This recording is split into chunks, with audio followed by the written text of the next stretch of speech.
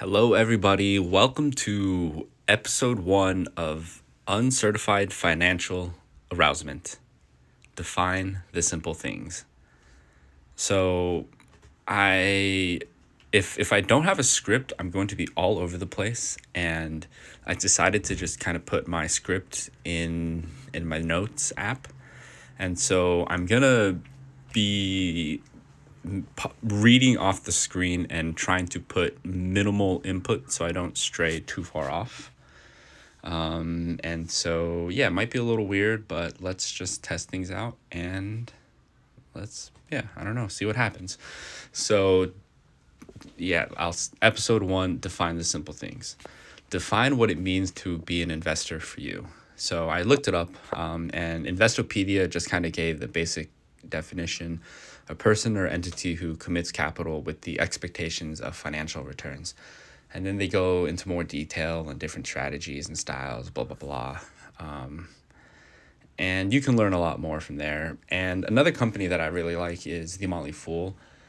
I think the articles that they pump out are financial media, and I think their paid services are where the real analysts put in the work.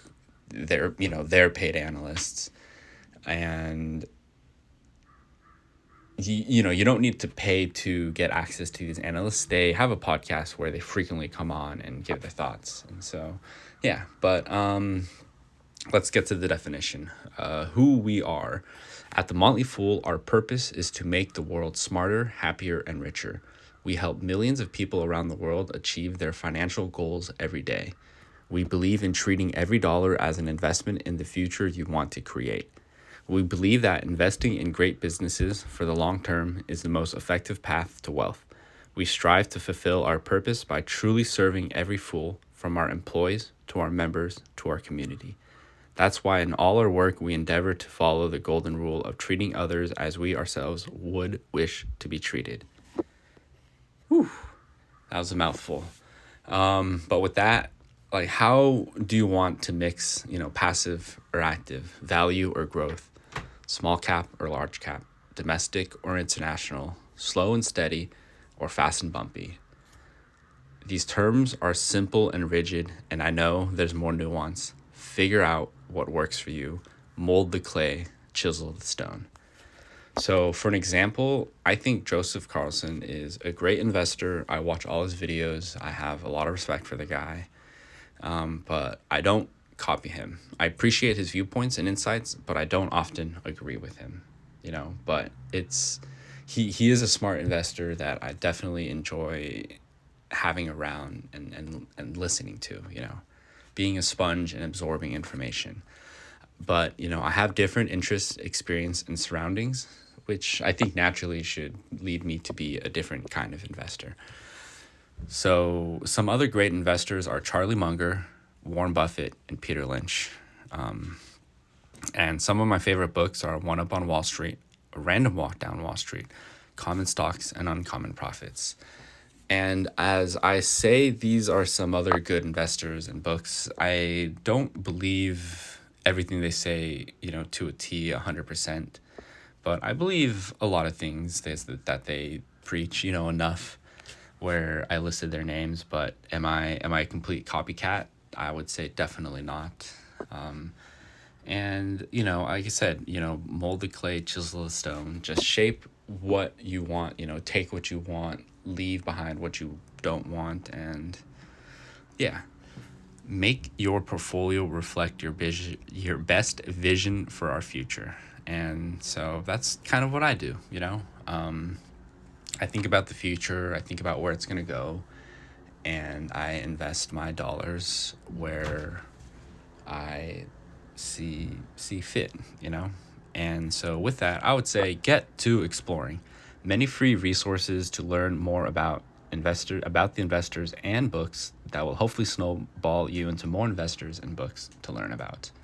Investors are lifelong learners. We are only getting started. Figure out what kind of investor you want to be. Now that I'm thinking about it, I don't know what comes first between this and the previous define, but define your goals. So this is the smart goal or whatever, specific, measurable, attainable, realistic, time bound. And your goals can be whatever you want it to be, but the more you give, the more you'll be guided. Um, for example, I want to live a lavish life. I want to eat good food, travel the world, live in a fun city. I want money now, I want money soon, and I want money later. And I enjoy investing and researching stocks. And so, I want it all. I need to pay for a mortgage. I need to pay for an HOA. I need to pay for insurance. I travel often. I go to festivals. I go shopping. So the way I view investing in stocks may be different than how you view it. So just set your goals. Be specific. And yeah, your goals will be different than mine. We have different, wants and needs. And so, my goals are, I would say, pretty aggressive, which makes my style growth oriented. I would say my curiosity keeps me diversified and my beliefs keep me grounded. But that does not mean unmovable. It just means I'm not floating away by the breeze of the wind. And yeah, so with all that, I put a picture of Portland, Maine, because this is the city that I live near, and I picked it because it's cheaper than a big city.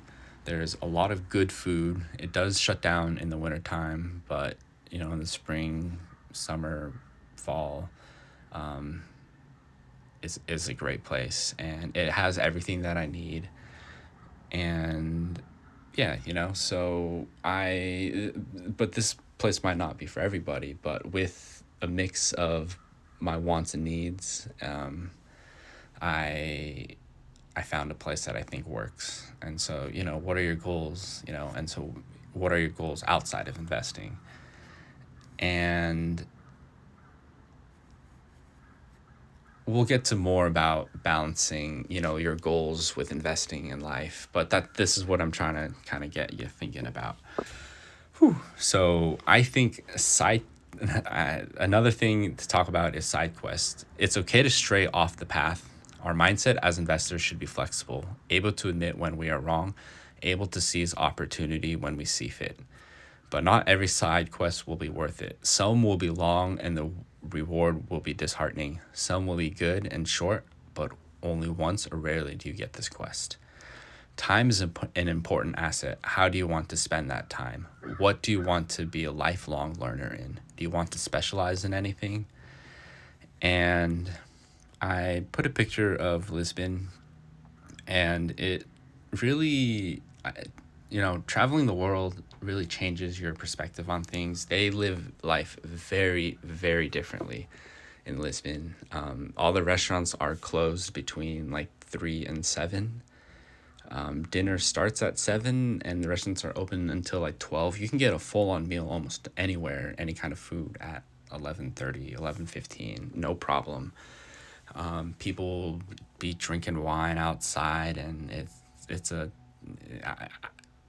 lot of walking. It's a different vibe out there. When I think about it and I'm talking about it, I'm stuttering because I'm remembering all the good feelings and memories, and it's so hard for me to portray in words what I imagine, what it's like for people living this lifestyle. But it was very different, and I miss it.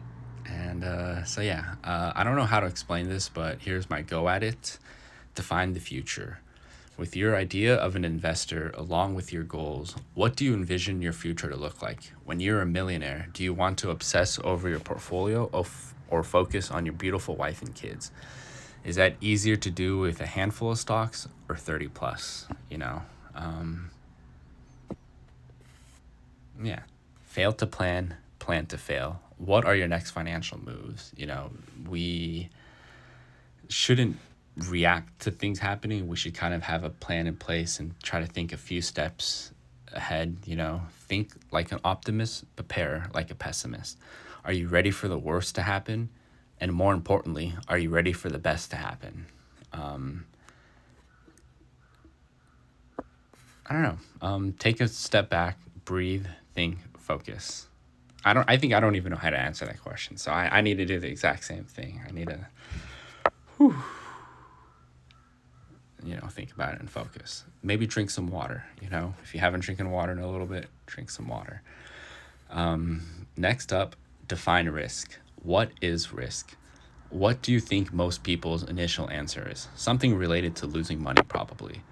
But that's the baseline. You haven't defined anything. That's like saying your goal is to make money, which is why all of us are investing. Making money is also the goal of a gambler. They don't hope to lose money. So what is risk?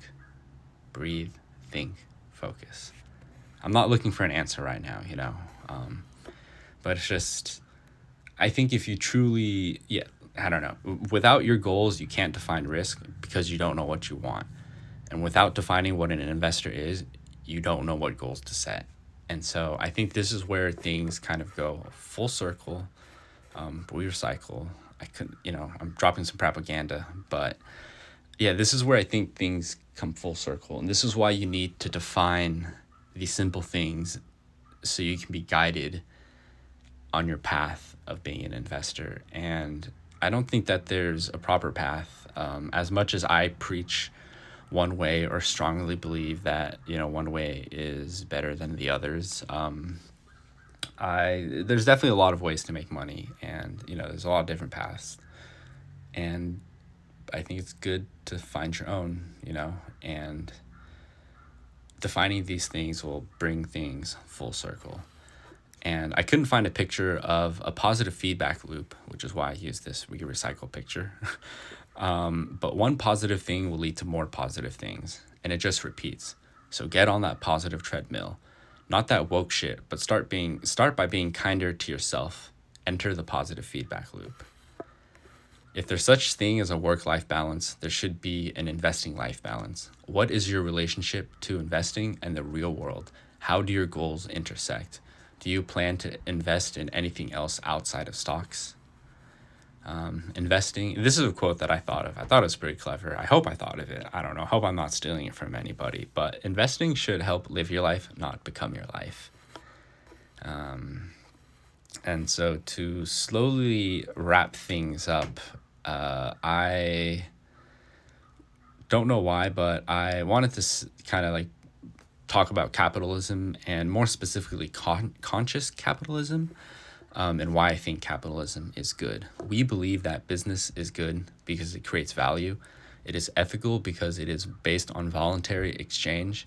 It is noble because it can elevate our existence, and it is heroic because it lifts people out of poverty and creates prosperity. Free enterprise capitalism is the most powerful system for social cooperation and human progress ever conceived. It is one of the most compelling ideas we humans have ever had, and we can aspire to even more. So I don't know. Yeah, I think corruption is a big issue, but I think capitalism definitely, tries to help as many people as people want to be in the system. And so in the EDM world, everyone knows eat, sleep, rave, repeat. And here, I guess I just want to say, let's learn, invest, grow, repeat. Episode 1 done. Until next time, which maybe never. But until next time, see you guys later. Bye.